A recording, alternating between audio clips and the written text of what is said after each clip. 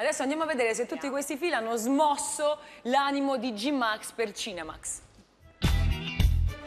Troppo giusti! Hai visto l'aggancio che ho fatto? Sto prendendo la mano. Ormai mi fa certi agganci che mettono paura.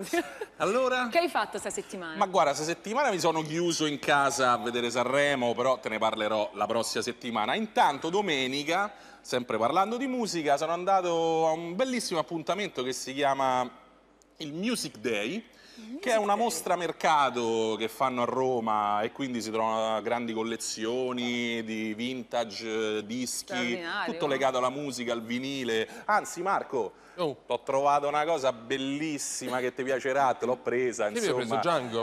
No, sempre una colonna sonora legata al western, sì.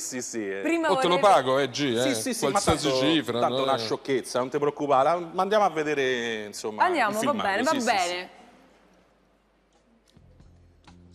Vedi, eccomi qua in piena azione, vedi, quello che prendi è tutto da paura. Quanto costa questo poco, 2,90 €, insomma, niente di che, insomma, vedi, io mi aggiro per la mostra, vedi, con fare losco, comunque era pieno di gente, qui puoi trovare veramente vinili. 5 €, sì, tutta roba, insomma, abbastanza economica, comunque tutta roba veramente, vedi, tutta roba nova, Catering Spack, vedi, questo 2,20 €. Potevi prendermelo. Sì, lo so, però, insomma, anche perché qui le occasioni vanno a ruba, devi essere veloce. Guarda che bello, espositori, quindi c'è vinile, CD, anche DVD. Guarda che bello questo, guarda, la colonna sonora di Fantastico 7. Quello l'hai comprato? Questo no, però insomma vedi, rap, soul, funk, ci sono tutti insomma i generi musicali.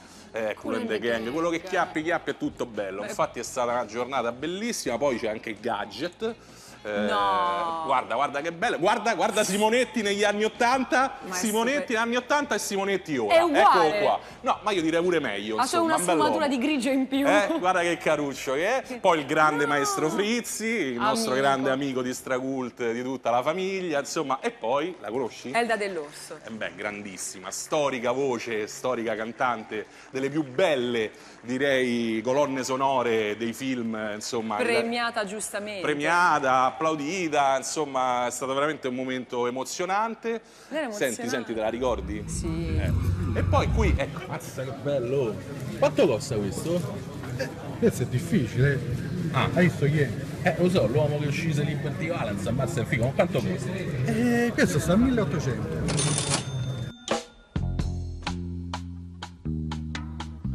1800 Eccolo qua. €. Eccolo qua. Scusami, è costato come me poco, l'hai comprato? Sì, 1800 €. Che fai, concili? Vabbè, e che devo fare? Un cianalino adesso? Bonifico, tieni.